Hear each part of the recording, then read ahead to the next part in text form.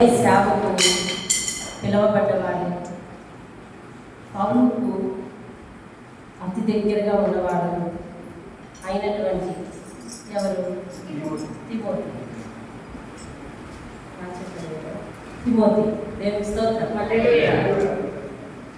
Timothy గురించి ఈరోజు మనం నేర్చుకుందాం. దేవుని స్తోత్రం.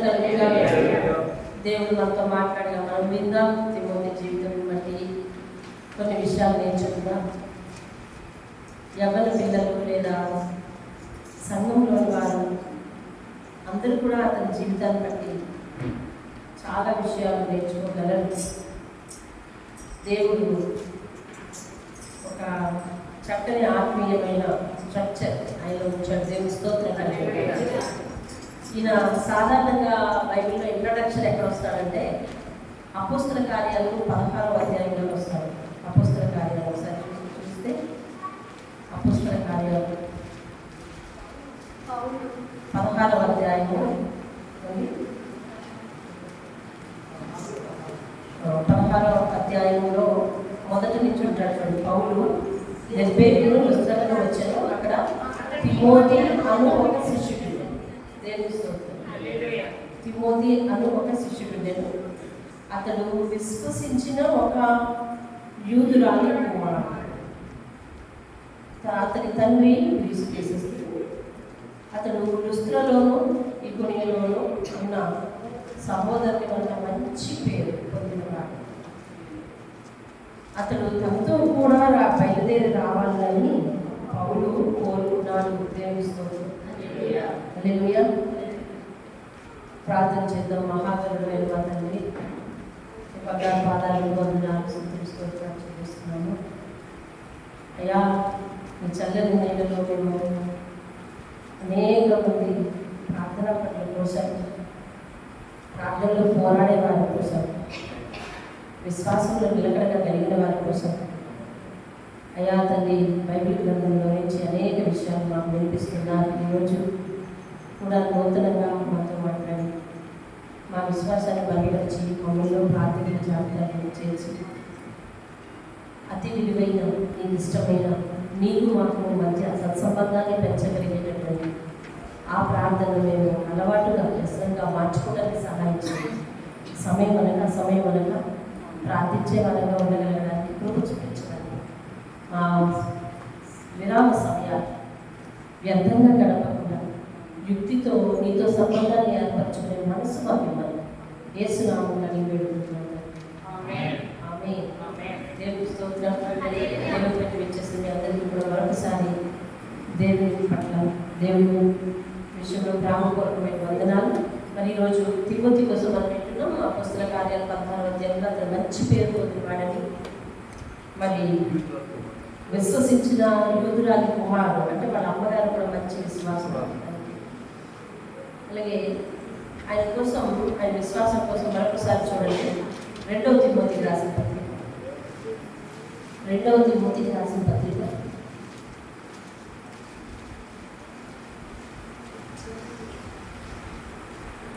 3వ వచనం నేను చదువుతున్నాను.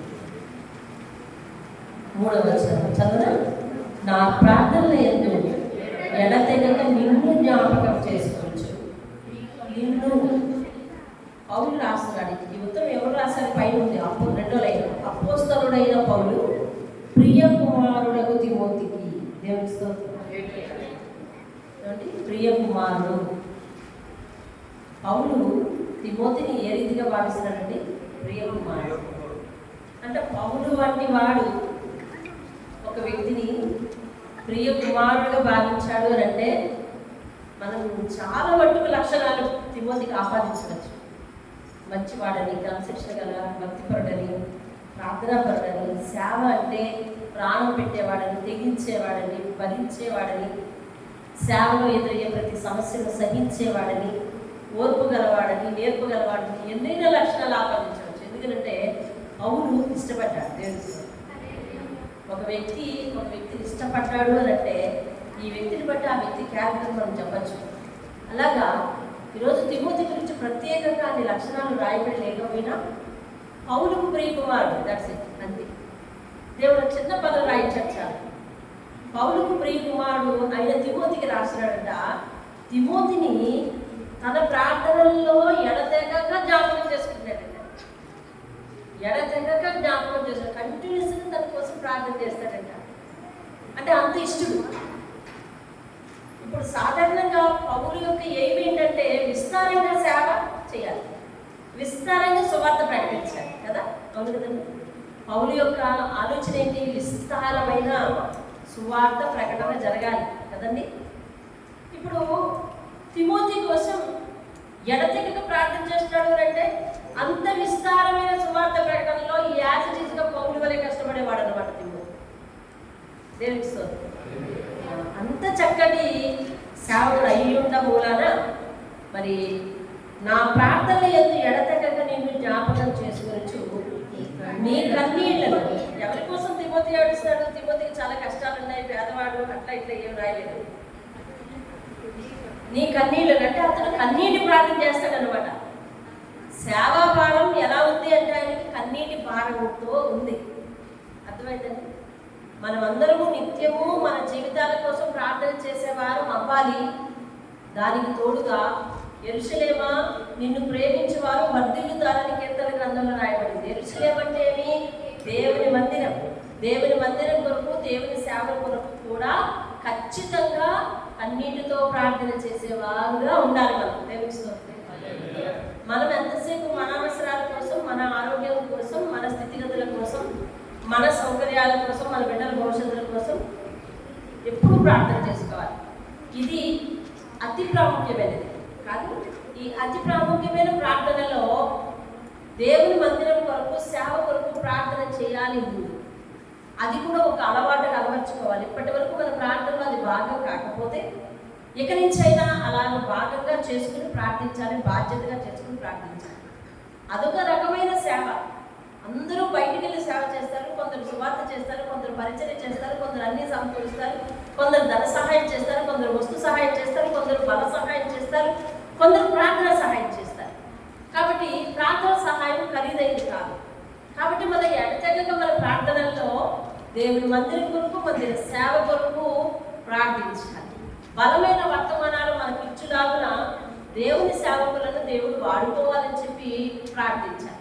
వారు తమ సొంత ఉద్దేశాల చేత వాక్యం ప్రకటన కాక దేవుని యొక్క సత్యమును, సర్వసత్యమును మనకు చక్కగా బోధించేలాగా వారు ఉండాలని ప్రార్థించాలి. ఇది కూడా ఎవరి బాధ్యత?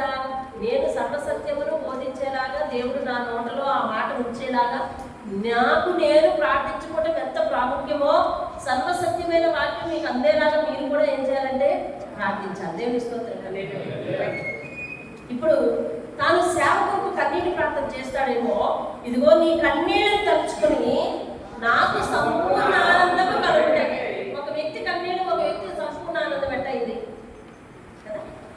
ఒక వ్యక్తి కన్నీళ్ళు, ఒక వ్యక్తికి సంపూర్ణ ఆనందం ఎలాగైందండి అంటే అతను సేవకులకే కన్నీరు కాస్తాడు. అమ్మ సేవకులకు భారమైన ప్రార్థన చేయగలవాడు ఉన్నాడని ఇతనికి సంపూర్ణ ఆనందం. దేవునికి స్తోత్రం. ఒక మంచి సేవకుల కోసం వింటున్నాం ఈరోజు. నా ప్రార్థన యందు ఎడతెగక నిన్ను జ్ఞాపకం చేసుకొనొచ్చు నీ కన్నీళ్లను తలుచుకుని నాకు సంపూర్ణ ఆనందం కలుగుటకే నిన్ను చూడాలని రేయి పగళ్ళు కోరుకుంటున్నాడు.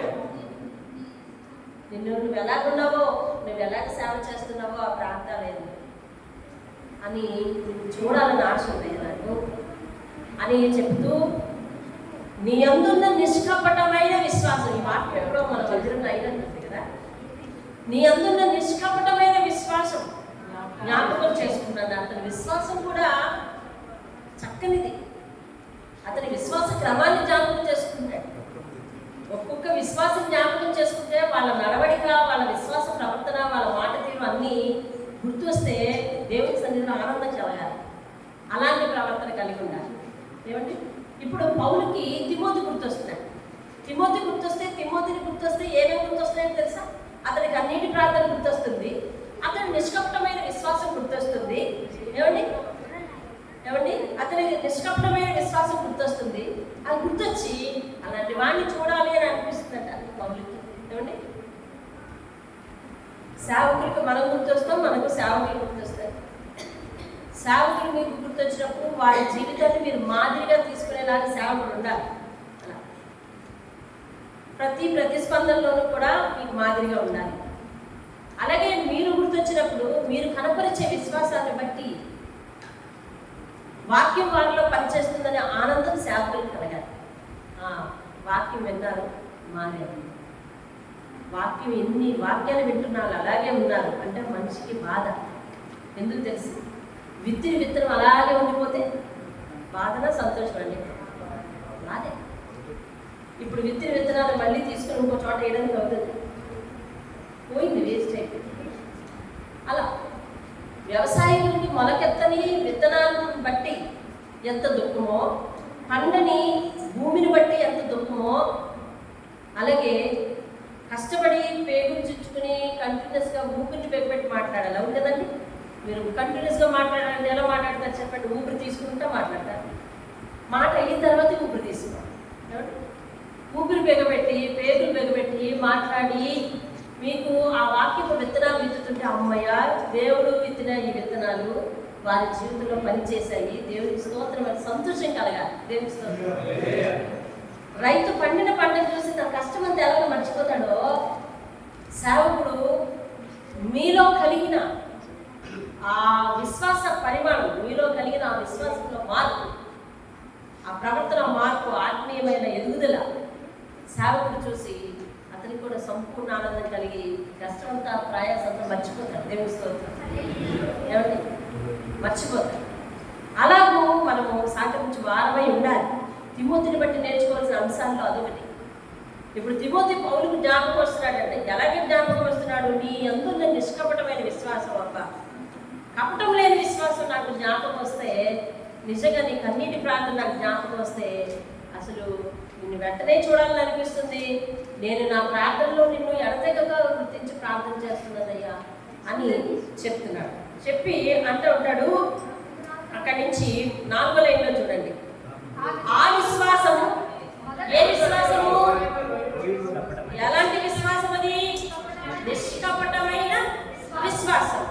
ఆ విశ్వాసము మొదటని అబ్బాయిన లోయలోను నీ తండ్రి అయిన యుడేయలోను వసించెను. దేవుని స్తోత్రం. అది నీ యందు సహా వసించుచున్నదని నేను రూఢిగా నమ్ముచున్నాను. మీ అమ్మమ్మ గారికి అదే విశ్వాసం, మీ తల్లి గారికి అదే విశ్వాసం. అంటే ఇతడు బాల్యం నుంచి కూడా ఒక నమ్మకమైన భక్తి పనుల ఇంటిలో ఎదిగాడు, పుట్టాడు,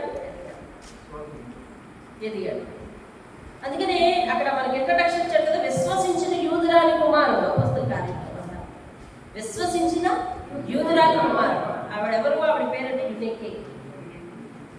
వాళ్ళ అమ్మమ్మ గారికి అదే విశ్వాసం అంట. ఆ అమ్మమ్మ గారు సూపర్, అంతే కదండి? ఆ అమ్మమ్మ గారి మార్పులన్నీ ఆవిడ తన విశ్వాసాన్ని యాజిటీజ్గా కూతురుకు నూనె పోసింది, అంతే కదండి? కూతురు యాజిటీజ్గా కుమారుడు నూనె పోస్తుంది. తరతరాలు ట్రాన్స్ఫర్ అవుతున్న భక్తి, తరగని భక్తి, నిష్కపటమైన భక్తి. నీ అందున్న విశ్వాసం వాళ్ళలో చూశాడు, వాళ్ళలో చూశాడు. అదే విశ్వాసం యాజిటీజ్గా నీలో కూడా ఉందని నేను నమ్ముతున్నాను అని చెప్తున్నాడు. వాళ్ళ ఫ్యామిలీ గురించి ఎంత మంచి సాక్ష్యం ఉందో చూడండి. ఇలాగే తరతరాల నుంచి మన ఫ్యామిలీకి ఉండాలి అని అంటే మా అమ్మమ్మ గారు దేవుని నమ్ముతలేదు, అవసరం లేదు. అమ్మమ్మ దగ్గర నుంచి మనకు సాక్ష్యం అవసరం లేదు. కానీ ఇది ఇప్పుడు మన నుంచి ఆ సాక్ష్యాన్ని కొనసాగించాలి. దేవుని నీ నుంచి నీ బిడ్డలకి సాక్ష్యం కొనసాగించాలి. నీ నుంచి నీ గర్భ సంతానానికి ఆ సాక్ష్యం వెళ్ళాలి. దేవుని స్తోత్రం. దేవుడు చెప్తున్న మాటలు విందాం చూడండి. అలాగే మరి అలాంటి తిమోతిని పౌలేమనుకున్నాడంటే నాతో కూడా నువ్వు రావాలి అని కోరుకుని చాలా చోట్ల సేవలో తనని వాడాడు, చాలా చోట్ల సేవలో తనని తిప్పాడు. ఏమండి? చాలా చోట్ల సేవకు తిమోతి కూడా సహకరించాడు. ఏమండి? సహకరిస్తే ఇక చూడండి, మొదటి తిమోతి పత్రిక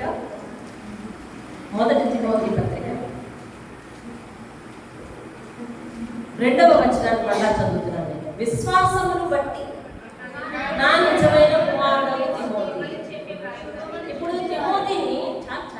తిమోతిని పౌలు ఏ క్రైటీరియా మీద ఇష్టపడుతున్నాడు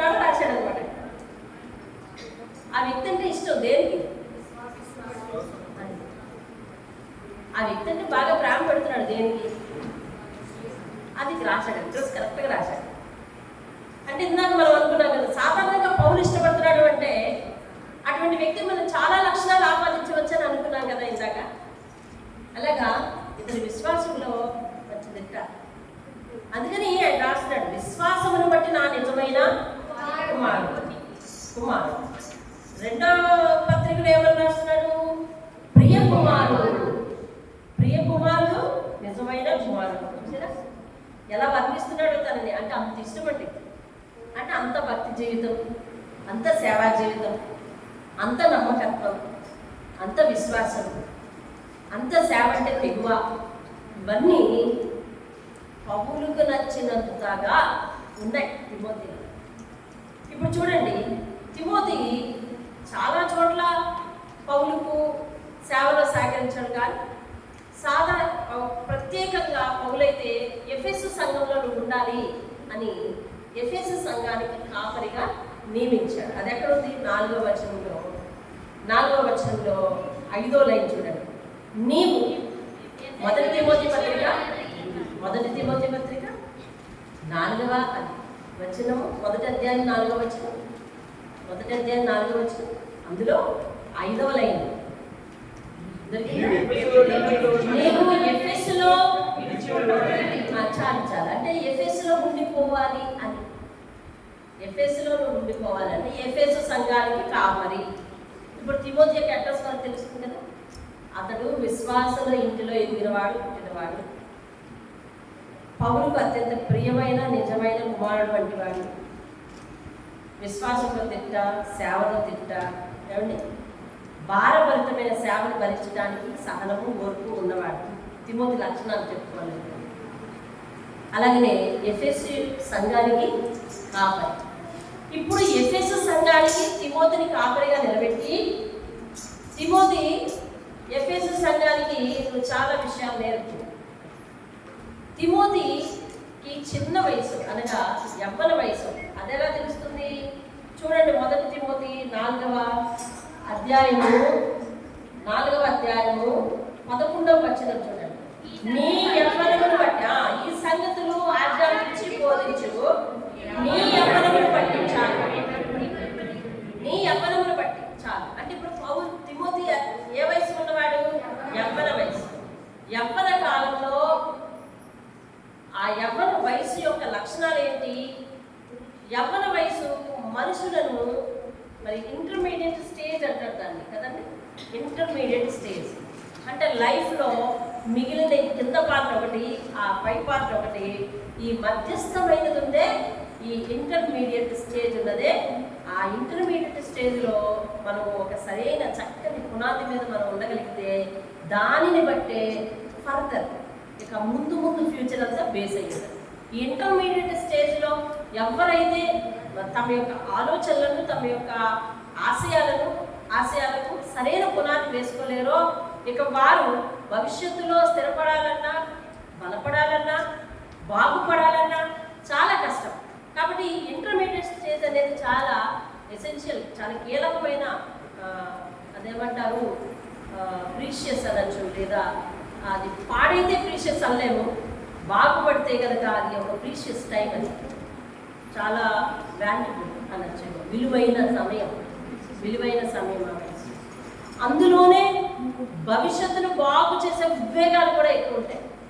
కోపం అనివ్వండి, వ్యక్తిగతమైన ఇంటెన్షన్ అవనివ్వండి, నేను అనే అహం అవనివ్వండి, గర్వం అవనివ్వండి, తర్వాత అన్నీ తెలుసు అనే పరిస్థితి. ఎందుకంటే అప్పుడప్పుడు అన్నీ తెలుస్తుంటాయి, దానిని బట్టి నాకు అన్నీ తెలుసు అనే మనస్తత్వం అవనివ్వండి, ఇవన్నీ కూడా మరి ఆ స్టేజ్లోనే ఉంటాయి. కానీ ఆ ఇంటర్మీడియట్, ఆ యవ్వన వయసులో అటువంటి భావాలకు, అటువంటి లక్షణాలను అదుపులో పెట్టుకొని,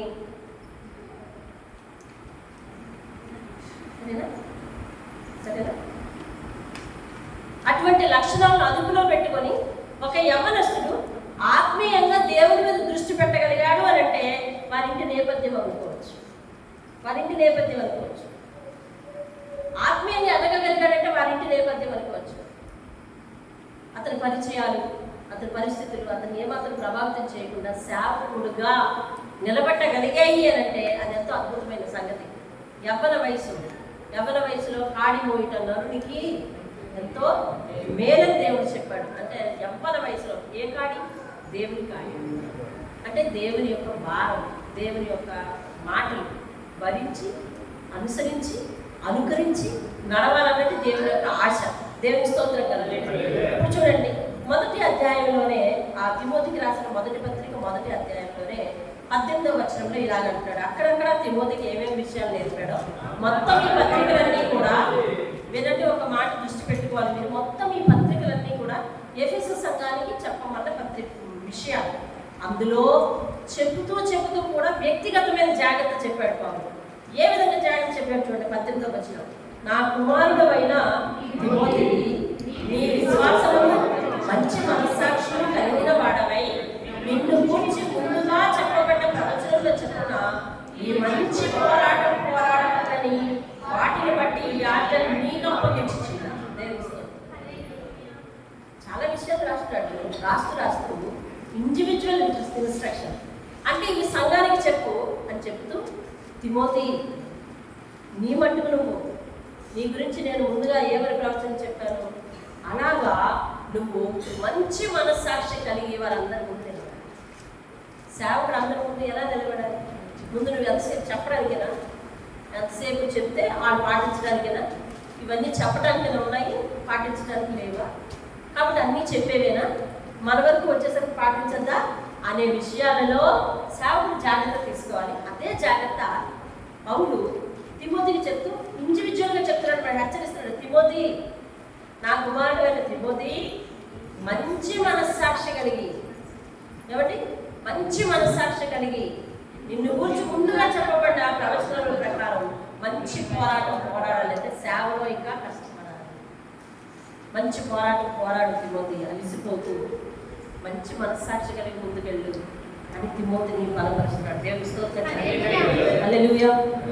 అలాగే 3వ అధ్యాయం 14వ వచనం చూడండి, శీఘ్రముగా నీ వద్దకు రావాలని అనుకుంటున్నాను. ఏమండి? వెంటనే నీ దగ్గరకు రావాలని అనుకుంటున్నాను. పౌలు రాస్తున్నాడు, తనకి ఎంతో విస్తారమైన శ్రమ. కానీ అటువంటి శ్రమలో కూడా పౌలు తిమోతికి రాస్తున్నాడు ఏమనంటే వెంటనే నీ దగ్గరికి రావాలి. ఇందాకేం చెప్పాడండి 2వ పత్రికలో? నిన్ను చూడాలని కదా, నిన్ను చూడాలని, నీ కన్నీటిని జ్ఞాపకం చేసుకుంటూ నిన్ను చూడాలని నాకు ఆశ కలుగుతుంది అని రాశాడు. ఇక్కడేమంటాడు? ఎంత తొందరగా వీలైతే అంత తొందరగా నీ దగ్గరికి రావాలని అనుకుంటున్నాను అని చెప్పి అంటాడు. అయినను నేను ఆలస్యం చేసిన ఎడల దేవుని మందిరంలో, అనగా జీవము గల దేవుని మందిరంలో జనులు ఎలాగో ప్రవర్తింపవలనో నీకు తెలియాలని ఈ సంగతులన్నీ రాస్తున్నాను. కాబట్టి జీవము గల దేవుని మందిరంలో ప్రజలు ఎలా ప్రవర్తించాలో అవన్నీ నువ్వు చెప్పు తిమోతి. నేను రాసినవన్నీ నువ్వు చెప్పాలి.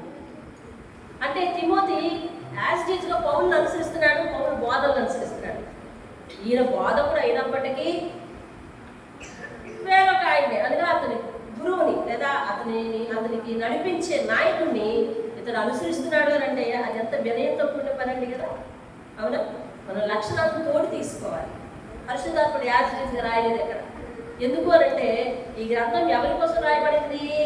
దేవుని కోసం రాయబడింది. కాబట్టి దేవుని లక్షణాలు విపులంగా రాస్తారు తప్ప వ్యక్తుల లక్షణాలు వారి యొక్క పరిస్థితులను బట్టి మనం తీసుకోవాలి. దేవుని స్తోత్రం కాదు. కాబట్టి దేవుని కొరకు ఎలా బ్రతకాలో రాస్తున్నాడు.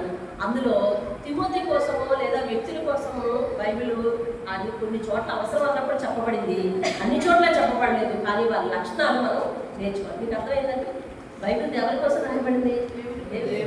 దేవుని మందిరంలో ఎలా ప్రవర్తించాలి, దేవుని మందిరంలో ఎలా ఉండాలి, దేవుని దగ్గర ఎలా ఉండాలి, దేవుని ఎలా అనుసరించాలి. కాబట్టి అందరి వ్యక్తుల గురించి గుణగణాలు యాస్టింగ్గా లిస్ట్ ఇవ్వడు ఎక్కడగా మనకి. ఆ పరిస్థితులను బట్టి మనం ఏం చేయాలంటే ఆ లక్షణాలను తోడు తీసుకోవాలి.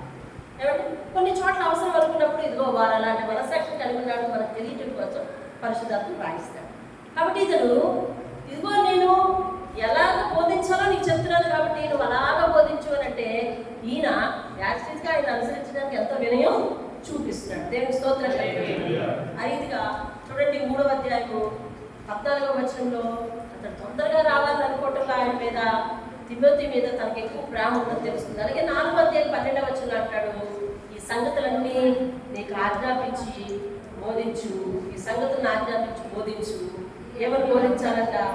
అలాగే అంటే నువ్వు పాటిస్తూ బోధించని అర్థం. నీ యవ్వనమును బట్టి ఎవరిను నిన్ను నిర్ణీకరించు కానీ మాటలోను, ప్రవర్తనలోను, ప్రేమలోను, విశ్వాసంలోను, పవిత్రతలోను, విశ్వాసంతో మాదిరిగా ఉండు. తిమోతి చెప్పడం కాదు, విశ్వాసాలకు మాదిరిగా మాటలోను, ప్రవర్తనలో, ప్రేమ చూపించడంలో, విశ్వాసం కలిగి ఉండడంలో, పవిత్రతలో. మీరందరూ పవిత్రంగా ఉండాలి, పాపం చేయకుండా ఉండాలి అని సేవకుడు పాపం చేయాల్సిన, లేదా మీరందరూ ప్రేమగా ఉండాలి, మీరందరూ ఒకరినొకరు ప్రేమించుకోవాలి, ఒకరినొకరు మరి క్షమించుకోవాలి అని చెప్తూ సేవకుడు అందరి మీద గొడవలు ఆడవచ్చిన అంటే సేవకుడైన తిమోతికి పౌలు ఏమని చెప్తున్నాడంటే, నాయనా నువ్వు బోధించు, ఆజ్ఞాపించు, నువ్వు పాటించు. నిన్నెవ్వరూ కూడా, నువ్వు చిన్నోడివి కదా, యవ్వనము అంటే చిన్నది కదా, చిన్నోడివి కదా, చిన్నోడివి కాబట్టి నీ మాట సరిగా లేదు, నీ ప్రవర్తన సరిగా లేదు, నీ విశ్వాసం సరిగా లేదు, అసలు నీలో పవిత్రత లేదు అని ఎవ్వరు కూడా నిన్ను వేలెత్తి చూపించద్దు తిమోతి. సంఘం నేర్చుకోవాలి. సంఘమైన మనము, కాపర్లు అందరూ నేర్చుకోవాలి. ఎవ్వరు కూడా మనల్ని వేలెత్తి నువ్వు క్రీస్తు బిడ్డని అంటున్నావు, నీ మాట ఎంతకాలం ఉంది అడగకూడదు. నువ్వు క్రీస్తు బిడ్డని అంటున్నావు, నీలో పవిత్రత ఏది అని అడగకూడదు. నువ్వు క్రీస్తు బిడ్డని అంటున్నావు, ఎంత అపరిశుద్ధంగా బ్రతుకుతున్నావు ఎందుకు అని ఎవ్వరు మనల్ని అడగకూడదు. ఎవ్వరు నిన్ను క్వశ్చన్ చేశారంటే అర్థం ఏంటి? తృణీకరించారనే కదా, రిఫ్యూజ్ చేశారనే కదా, నీ తప్పును వేలెత్తి చూపించారనే కదా. కాబట్టి ఎవరుడైన తిమోతి ఒక మాట ఆలకించు, నువ్వు చిన్నోడివి కాబట్టి నీ చిన్నతనమును బట్టి లేదా నీ యవ్వనాన్ని బట్టి ఎవ్వరు కూడా కుర్రోడు నువ్వు చెప్పేది ఏంటన్నాను అని ఎవ్వరు నిన్ను అనకూడదు, నేను అనద్దు. కాబట్టి మాటలో మాదిరిగా ఉండు, ప్రవర్తనలో మాదిరిగా ఉండు, ప్రేమలో మాదిరిగా ఉండు, విశ్వాసంలో మాదిరిగా ఉండు, పవిత్రతలో మాదిరిగా ఉండు. సంఘంలో ఎవరెవరు ఉన్నారో వారందరూ నిన్ను మాదిరిగా తీసుకోవాలి తిమోతి అని చెప్తున్నాడు. దేవునికి స్తోత్రం కలుగుతున్నాడు. అదే 4:16 ఈ విధంగా అంటాడు, నిన్ను గూర్చియు నీ బోధన గురించి జాగ్రత్త. ఏమంటాడు? నిన్ను గురించి, నీ బోధన గురించి జాగ్రత్త కలిగి వీటిలో నిలకడగా ఉంటుంది. నేను ఏ విషయాలు చెప్తున్నానో అది నువ్వు పాటించకపోతే సంఘం అంతా కూడా నిన్ను ప్రశ్నిస్తుంది, లోకం నిన్ను ప్రశ్నిస్తుంది. కాబట్టి నువ్వు నిలకడగా ఉండాలి, జాగ్రత్తగా ఉండాలి అని అంటే తిమోతి వీటన్నిటి విషయంలో నిలకడగా ఉండేవాడు అన్నమాట. దేవుని స్తోత్రం. ఏ లక్షణాల్లో నిలకడగా ఉండేవాడు?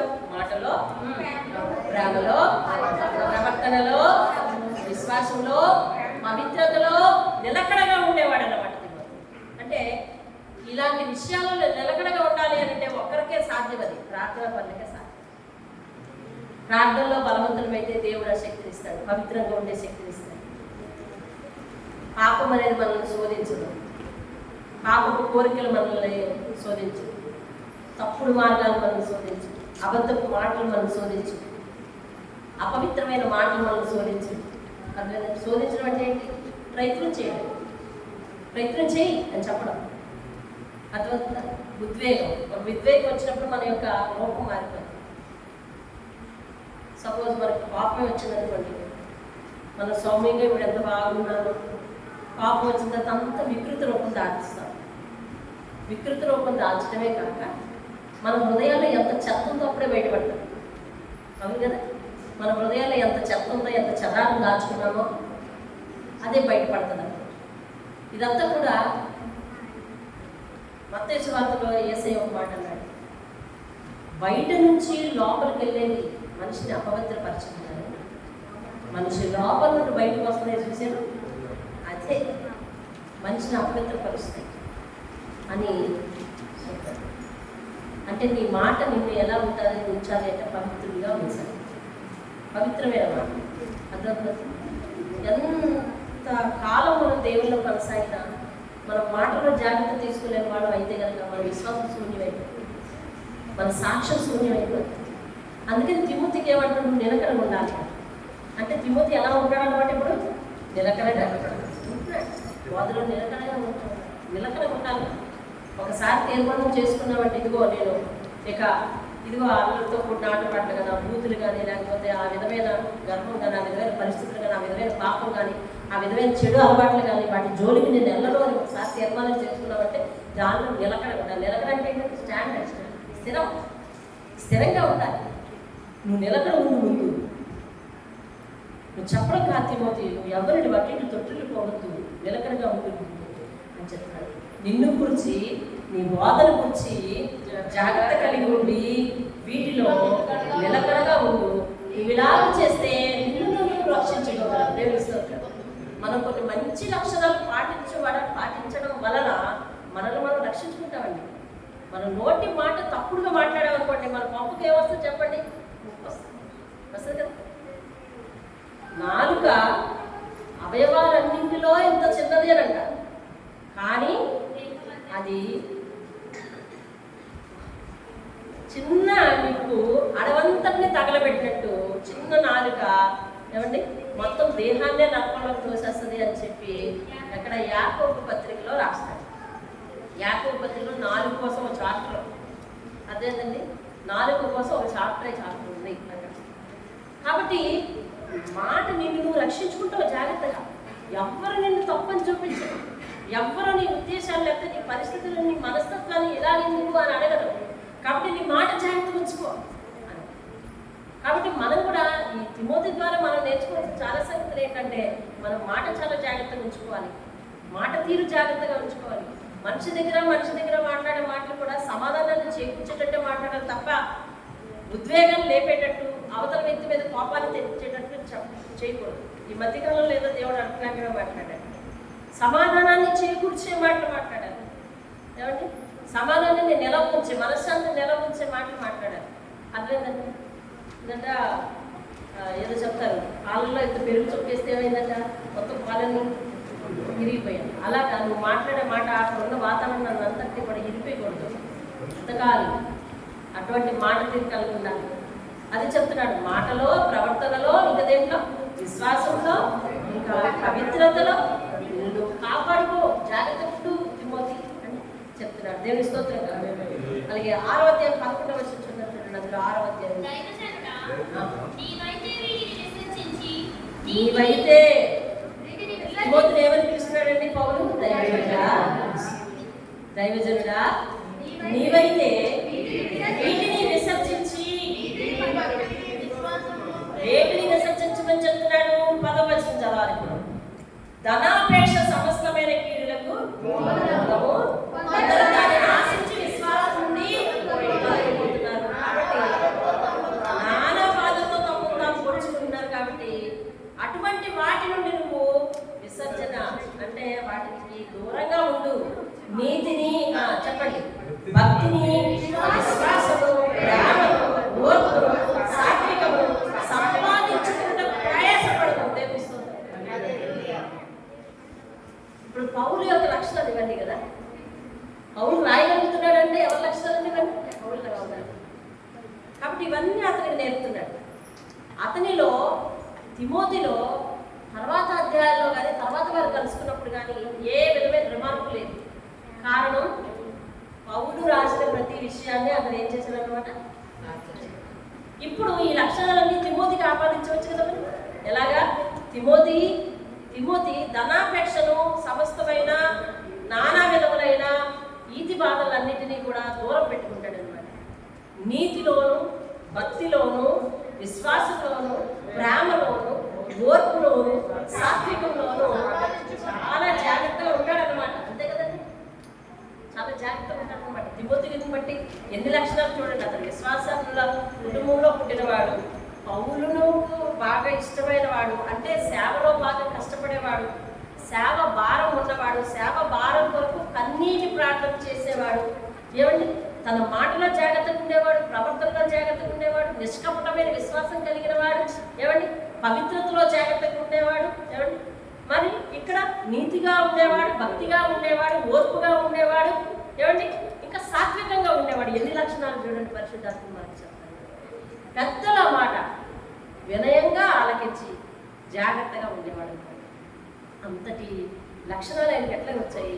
సేవ భారం ఎవరికి వస్తుంది? ప్రార్థనా జీవితం ఉన్న వారికి వస్తుంది. అంటే ఎవ్వరుడు అయినప్పటికీ కూడా అతని గొప్ప ప్రార్థన. లోకంలో తక్కువ ప్రార్థన చేసేది ఎవరైనా ఉన్నారంటే యవ్వనస్తులు. నిజం అంటే అందరూ యవ్వనస్తులని మనం అన్నారు. అసలు సాధారణంగా ఈ యవ్వన బిడ్డలను చూస్తుంటే, ఆడపిల్లలను చూసినా మగ పిల్లలను చూసినా ముచ్చటేస్తుంది. కారణం ఏంటంటే చాలా మందిరాల్లో యవ్వనస్తులు నేను చూస్తాను. పద్ధతిగా వస్తారు, పద్ధతిగా వెళ్తారు. చాలా మందిరాలకి వాక్యం వినడానికి చెప్పడానికి నేను వెళ్ళేటప్పుడు వారిని చూస్తూ ఉంటాను. అర్థమైంది? వారి కొరకు నాకు ఇప్పుడు అవసరం లేదు. మీకోసం చెప్తున్నాను. దేవుని వాక్యానికి వారి జీవితాలను అంటిపెట్టుకొని పద్ధతిగా మన జీవితాలను నిర్మించుకోవాలి. యవ్వన కాలంలో పిల్లలు మాట వినడం, ఇటువంటి ఆత్మీయ సంబంధమైన విషయాల మీద దృష్టి పెట్టడం చాలా కుటుంబాల్లో తక్కువ. సాధారణంగా పిల్లలు మాట వినని స్థితి అంటూ తిరగబడే స్థితి, ఎదురు చెప్పే స్థితి ఎప్పుడు వస్తుందంటే ఇదిగో టీన్ మొదలయ్యేసరికి వస్తుంది. ఈ యవ్వన వయసు మొదలయ్యేసరికి వస్తుంది. ప్రతి ఇళ్లలో గొడవలు అప్పుడే పెరిగిపోతుంది. ప్రతి తల్లిదండ్రులకు కలత అప్పుడే పెరిగిపోతుంది. ప్రతి తల్లిదండ్రులు కన్నీరు అప్పుడే పెడుతున్నారు. కాబట్టి ఆ మధ్యస్థ వయసు కుటుంబాన్ని గందరగోళం చేసేస్తుంది, వాళ్ళే గందరగోళం చేసేస్తుంది. ఆ వయసులో కొంతమంది పిల్లలు వినాలి, ఆ గోళ అలాగే ఉంటుంది, వినాలి. ఆ వయసులో కొంతమంది పిల్లలు కుటుంబ పరిస్థితులను అర్థం చేసుకోకుండా బిహేవ్ చేస్తున్నారు. యవ్వన వయసులో కొంతమంది పిల్లలు బయట పిల్లలు చూస్తున్నారు, ఆడేసుకున్న ప్యాంటే ఇది కావాలి, అలాంటి ప్యాంటే కావాలి, అలాంటి షర్టే కావాలి, అలాంటి స్పెక్సే కావాలి. అమ్మ దాన్ని కాయాలి జాగ్రత్తగా.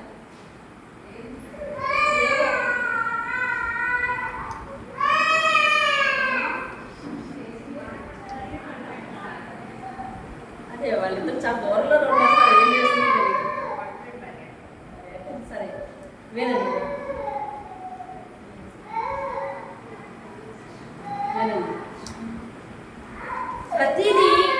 ప్రతిదీ లోకాన్ని చూసుకొని దాన్ని కాపీ చేసుకోవాలనే గుణం యవ్వనస్తులకు ఉండదు.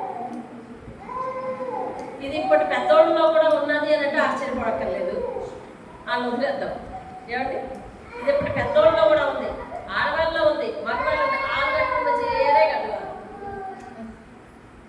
ఆ ఇంట్లో వస్తువు లాంటిదే మన ఇంట్లో కూడా ఉండాలి. ఇలాంటి లక్షణాలు ఒక ఆడవాళ్ళలోనే కాదు, మొత్తం ఎక్కువ మగవాళ్ళలో కూడా ఉంటాయి. అదేంటంటే ఇది ఎక్కడ కొన్నారు అడుగుతారు, పలానా ఇలాంటిదే కొనుక్కుందాం, తెచ్చుకాయ కామన్ ఇది.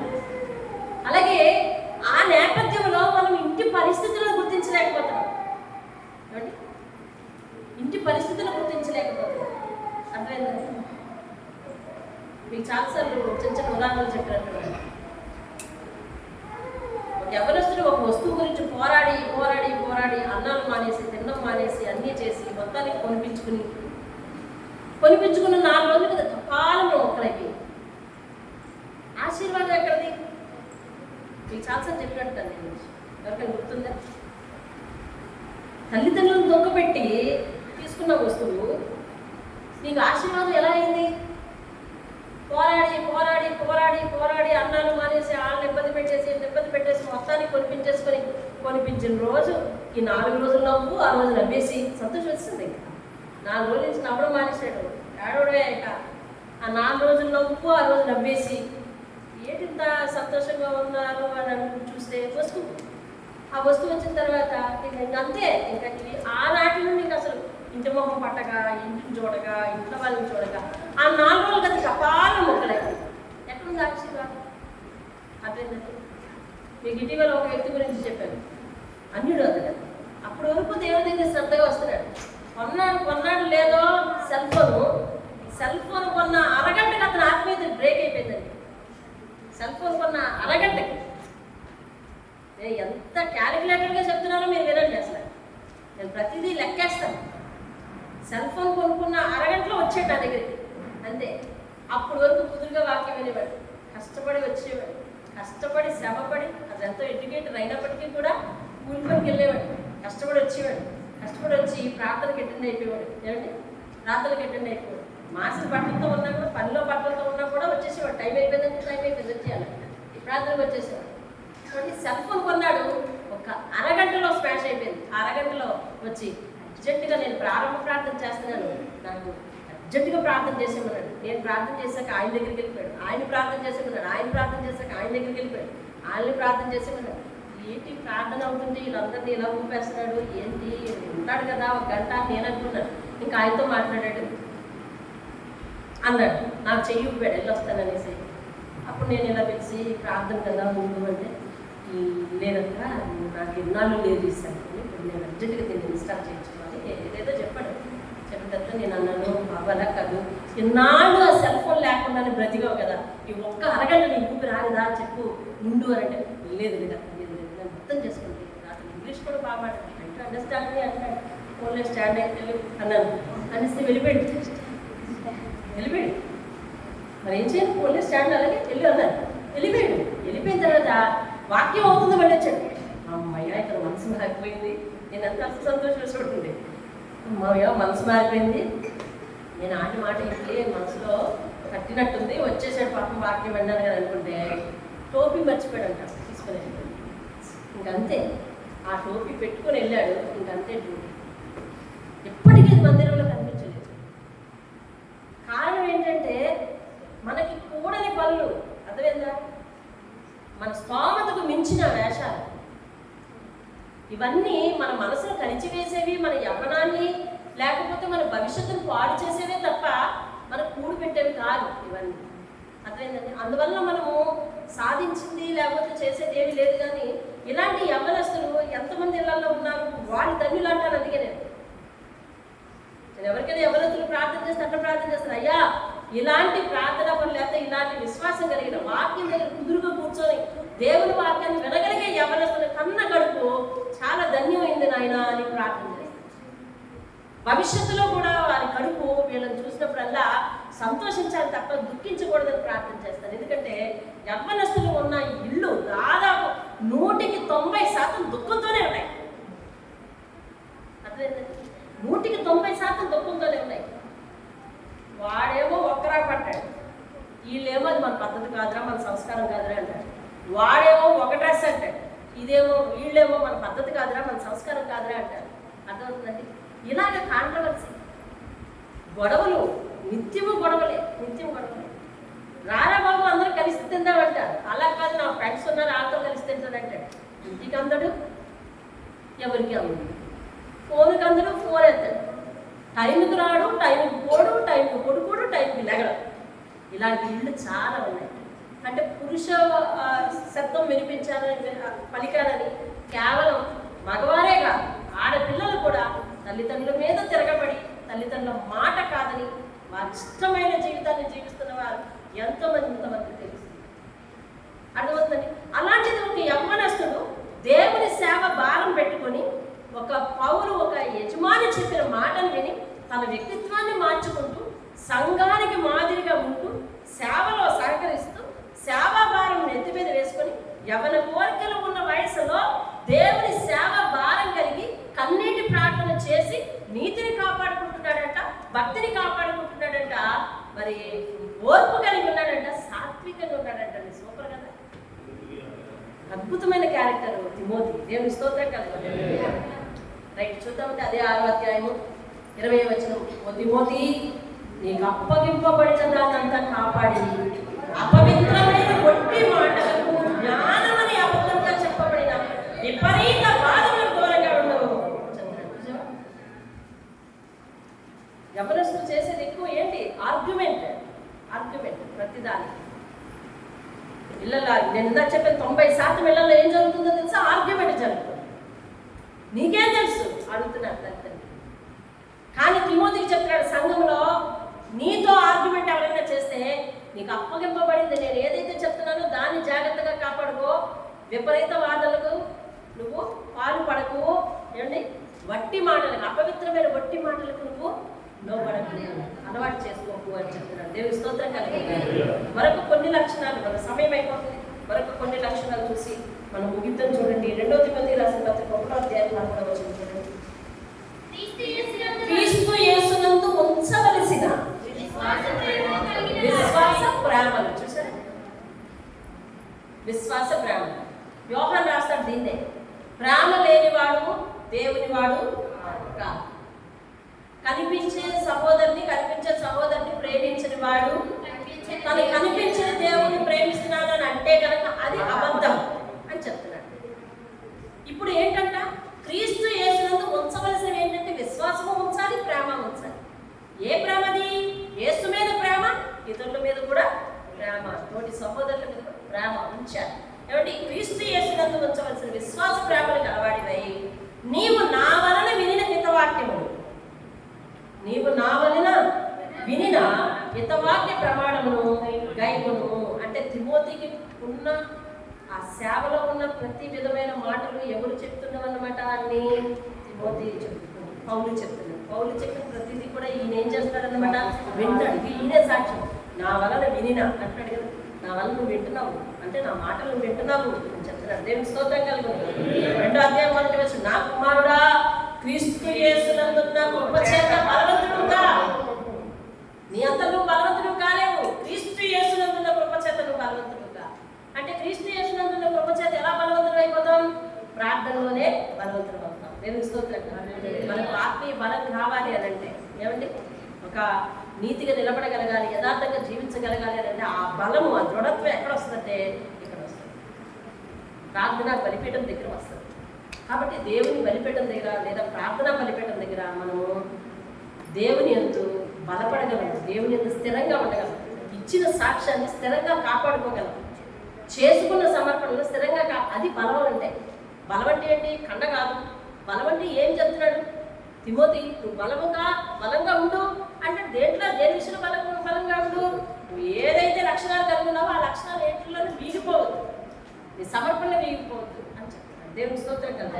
అదే తిమోతి 2వ తిమోతి రాసిన పత్రిక 4వ అధ్యాయం 2వ వచనం చెప్తున్నాడు, వాక్యములు ప్రకటించు, సమయమందు అసమయమందు ప్రయాసపడు, సంపూర్ణమైన దీర్ఘశాంతముతో ఉపదేశించు, ఖండించు, గద్దించు, బుద్ధి చెప్పు. దేవుని స్తోత్రం. ఇన్ని బాధ్యతలు పెట్టండి. నువ్వు ఖండించకపోతే పాడవుతుంది సంఘం. నువ్వు గద్దించకపోతే పాడవుతుంది సంఘం. నువ్వు బుద్ధి చెప్పకపోతే పాడవుతుంది సంఘం. అయితే అవన్నీ ఎలా చేయాలంటే సంపూర్ణమైన దీర్ఘశాంతంతో చేయాలి. పాపంతో మీసాలు మెత్తింపు చేయమల్లా అదేంటండి, సంఘంలో అందరూ ఒకలా ఉండరు, కొంత అవకతవకలు ఉంటాయి. వాళ్ళతో ఎలా మాట్లాడాలి, ఎప్పుడు మాట్లాడాలి, ఏ విధంగా మాట్లాడాలి, ఎలా సరిచేయాలి, ఏ వాక్యాన్ని చూపించి సరిచేయాలి. ఇగో ఈయన చెప్పమన్నట్టు ఖండించి, గద్దించి, ఉపదేశించి, బుద్ధి చెప్పు అంటే ఎవరు వినరు. నాకు నువ్వు చెప్పేది ఏంటంట అర్థమవుతుంది. ఏదైనా దేనికోరమైనా క్వశ్చన్ చేస్తే వాళ్ళకు ఈగో ఫీలింగ్ వస్తుంది. అయితే ఎలా చెప్పాలి? దీర్ఘశాంతంతో చెప్తున్నా. ఎలాగంటే దీర్ఘశాంతం ఎక్కడ వస్తుంది తెలుసా? తల్లి పిల్లలకి చెప్పుకునేటప్పుడు వస్తుంది, తండ్రి పిల్లలకి చెప్పుకునేటప్పుడు వస్తుంది దీర్ఘశాంతం. నీ పిల్లల్ని దాదాపు కొట్టావు అంటే అర్థం ఏంటో తెలుసా? అంతకుముందు చాలా ప్రయత్నాలు చేసావు అనమాట. ఎలాగా? మాట్లాడి అంతేనా? కొట్టే పరిస్థితి ఎప్పుడు వస్తుందండి? ఓయ్ పిల్లలు, మీ అమ్మ ఎప్పుడు కొట్టిందా? ఎప్పుడు పడతారు? రెగ్యులర్గా?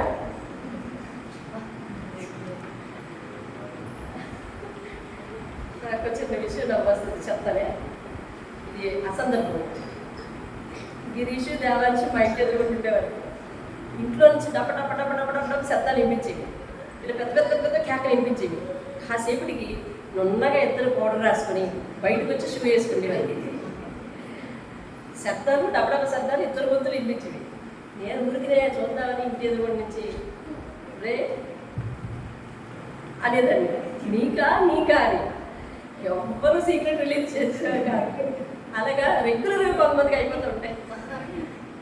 నాకు చిన్నప్పుడు రెగ్యులర్గా అయిపోతుండేది. కారణం ఆ పిల్ల చేసినా నాకే పడిపోయింది. ఈ పిల్ల చేసిన నాకే పడిపోయింది. ఇద్దరు చెల్లెలు నాకు. ఆ పిల్ల చేసిన నాకే పడిపోయింది, ఈ పిల్ల చేసిన నాకే పడిపోయింది. పెద్దదానికి ఏం చేస్తున్నావు అనేసి నన్నే పడేసింది బొమ్మ.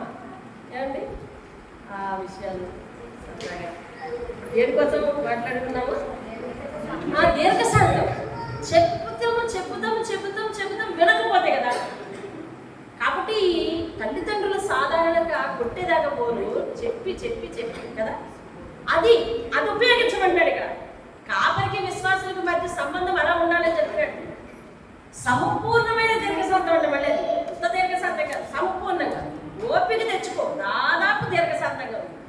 దేవుని స్తోత్రం కాదు. ఎంతో మంది సువార్త చేయడానికి వెళ్ళినప్పుడు వాళ్ళ ముందు నన్ను రెఫ్యూజ్ చేస్తారు. విశ్వాసులే రెగ్యులర్గా రాలేకపోతే వాళ్ళ ఇంటికి వెళ్ళినప్పుడు రెఫ్యూజ్ చేస్తారు. అయినప్పటికీ కూడా వాళ్ళు నా ముఖం మీద రెఫ్యూజ్ చేసినా నేను మళ్ళీ ఓపిక పట్టుకుని వాళ్ళ ఇంటికి వెళ్తాను. అది ఉందండి. ఎందుకంటే దేవుడు తెచ్చుకోమంటున్నాడు. ఏమని? దీర్ఘశాంతం తెచ్చుకోమంటున్నాడు. అలాగా కాపురుగా లక్షణాలు నేర్పుతున్నాడండి. దేవుని స్తోత్రం కలుగుగా. అదే 4వ అధ్యాయం 5వ వచనం. అయితే నీవు అన్ని విషయాల్లో మితంగా ఉండు, కంట్రోల్గా ఉండాలంట. దేవుని స్తోత్రం. అన్ని విషయాలు ఎలా ఉండాలంటే కంట్రోల్గా ఉండాలి. శ్రమపడు, సువార్తికుని పరిచయం, నీ పరిచర్యలు సంపూర్ణముగా జరిగించు. అంతే దేవునిస్తుంది. చెప్పాడు అన్నింటిలో మితముగా ఉన్నట్టే. ఎవరితో మాట్లాడే విషయంలో, సరదాగా ఉండే విషయంలో అన్నింటిలో కూడా కొంచెం మితంగా ఉంటుంది, కంట్రోల్గా ఉంటుంది. అంటే తిమోతి లక్షణాలు చెప్పండి. ఇప్పుడు అన్నింటిలో కూడా కంట్రోల్గా ఉంటాడు. దేవుని స్తోత్రం కదా. శ్రమ పడతాడు, సువార్తికుని సేవ చేస్తాడు, కష్టపడి పని చేస్తాడు. ఏమండి ఆఖరిగా పౌలు చెప్తున్నాడు, నీ పరిచర్యను సంపూర్ణంగా జరిగించు అని చెప్పాడు. దేవుని స్తోత్రం కలుగును. పౌలు తిమోతి యొక్క లక్షణాలు మరొకసారి మీకు గుర్తు చేస్తాడు. అతను ఆత్మీయ కుటుంబంలో పుట్టినవాడు, ఎదిగిన వాడు, నమ్మకమైన సత్యసాక్షి, ఏమండి నిష్కపటమైన విశ్వాసం కలిగిన వాడు, నీతిలో, భక్తిలో, ప్రేమలో, ఓర్పులో, సాత్వికంలో, మాటలు, ప్రవర్తనలో, పవిత్రతలో, విశ్వాసంలో తనను తాను నిలకడగలడు. ప్రార్థన సేవాభారం ఎత్తుకున్నాడు, కానీ వీటి ప్రార్థన చేస్తున్నాడు. సేవకులకు భారంగా యజమాని చెప్పిన మాటలు చక్కగా పాటించాడు. విపరీత వాదాలు పెట్టేవాడు కాదు. దీర్ఘశాంతంతో సంఘాన్ని కాచేవాడు. మంచి కాపరి. దేవుని స్తోత్రం. అది గొప్ప వ్యక్తిత్వం కలిగిన తిమోతి మనందరికీ మాదిరి. కాబట్టి పరిశుద్ధాత్మను అటువంటి ఒక యవ్వనస్తుని మన ముందు పెట్టి, యవ్వనస్తుని ప్రత్యేకంగా, ఓపిక ఉన్నవారు ప్రత్యేకంగా సేవ భారాన్ని ఎత్తుకుని నడవాలి. సేవలో సహకరించాలి, సేవా భారాన్ని ఎత్తుకోవాలి. అలాగే మరి వీళ్ళున్న వారందరూ కూడా వారి అనుదిన ప్రార్థనలో మరి సేవ కొరకు ప్రార్థించేవారుగా ఉండాలి. దేవుని స్తోత్రం కలుగుతారు. ఈరోజు మన ప్రార్థనాంశం ప్రతి ఇంటి యవ్వనస్తులు కూడా బుద్ధిమంతులు, ప్రతి ఇంటి యవ్వనస్తురాలు కూడా బుద్ధిమంతులై, ఆత్మీయులై, ప్రార్థనాపరులై ఉండినట్లుగా ప్రార్థించాలి. దేవుని స్తోత్రం.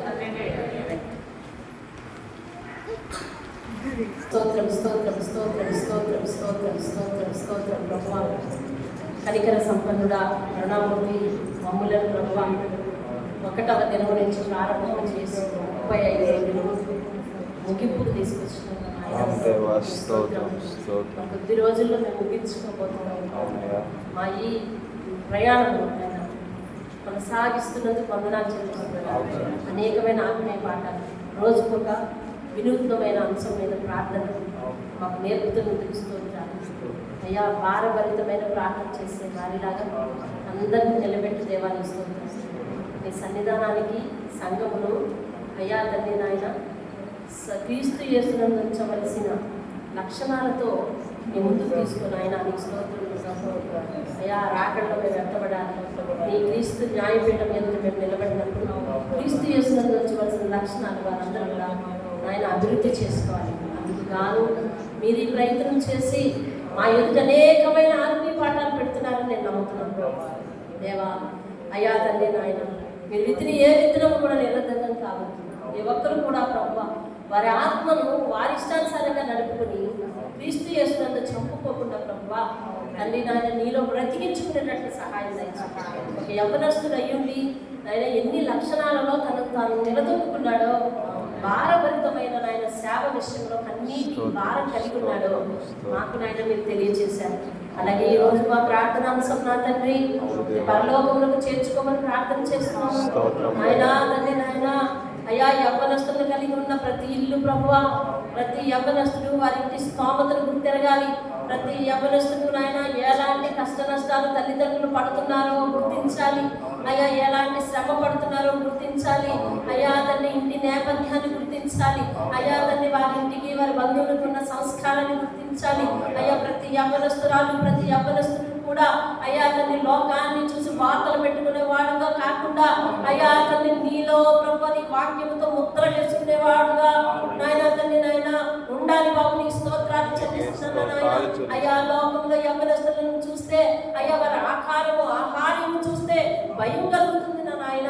అయ్యా తండ్రి నాయన దయచేసి మా బిడ్డల యొక్క రూపము నాయన తండ్రి వికృత రూపంగా ఉండడానికి వీల్లేదు. వారి మనసులు వికృతంగా మారడానికి వీల్లేదు. వారి ప్రవర్తన వికృతంగా మారడానికి వీల్లేదు. తల్లిదండ్రుల కడుపును కలత చెందడానికి వీల్లేదు. వారి కళ్ళన్న నీళ్లు కన్నీరు ఆర్చడానికి వీల్లేదు.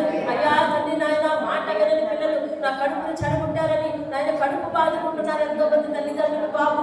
అయ్యా తండ్రి దయచేసి నాయన 90% ఇళ్లలో యవ్వనస్తులను బట్టి ప్రశాంతత లేని వారిగా ఉన్నారు బాబు. స్తోత్రాలు అయ్యా తండ్రి నాయన. యవ్వన వయసు వచ్చేసరికి వారి రూపం మారిపోతుంది, వారి వస్త్రధారణ మారిపోతుంది, వారి ఆకారాలు మారిపోతున్నాయి. వారి నాయన తండ్రి నాయన పూర్తిగా వారిని అలంకరించుకునే విధానం మారిపోతుంది.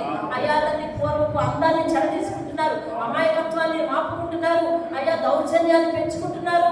అయ్యా తండ్రి నాయన వికృతమైన రూపాన్ని కలిగి ఉంటున్నారు. దయచేసి నాయన పిల్లలను ఆడపిల్లలను మగ పిల్లలను మీ చేతికి అప్పగిస్తున్నానయ్యా.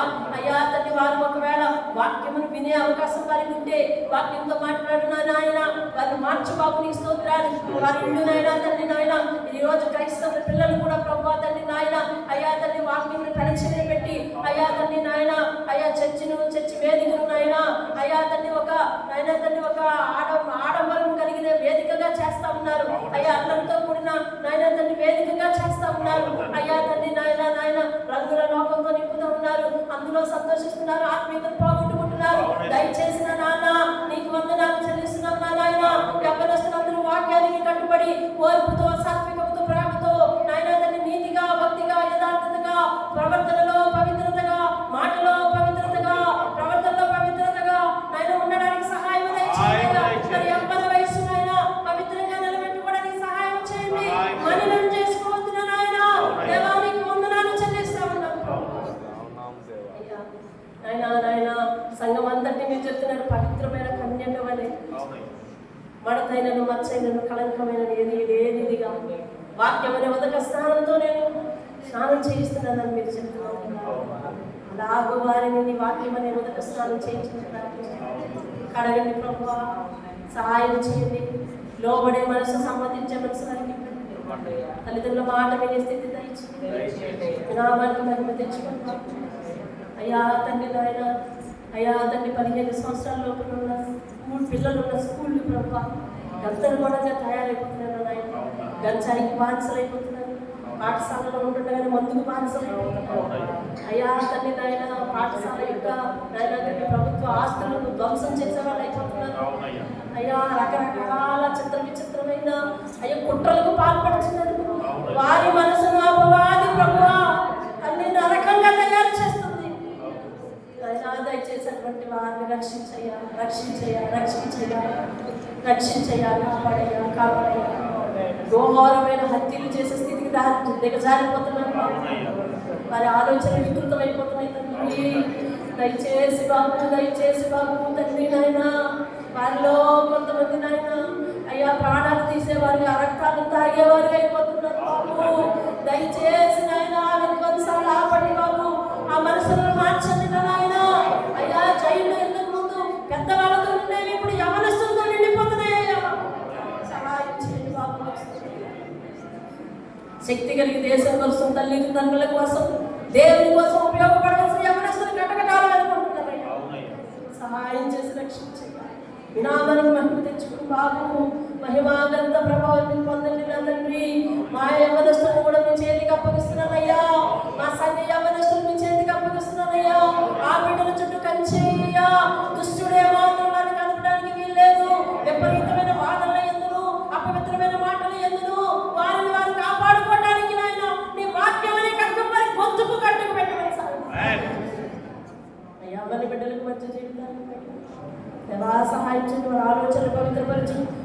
దర్శని పవిత్రపరచు, మరి నడతను పవిత్రపరచయ్యా, మరి చేష్టను పవిత్రపరచయ్యా, మొదటిగా మూలంగా వారి హృదయాన్ని పవిత్రపరచయ్యా, సహాయం చేసి నడిపించు. యేసయ్యా అతి శ్రేష్టమైన నామంలో ప్రతి మానవుని అడిగి వేడుకుంటున్నాం పరమతండ్రి. ఆమేన్. ఆమేన్. ఆమేన్. యేసు రక్తమే జీవం, యేసు రక్తమే జీవం, యేసు నామమే సంపూర్ణ విజయం కలుగును.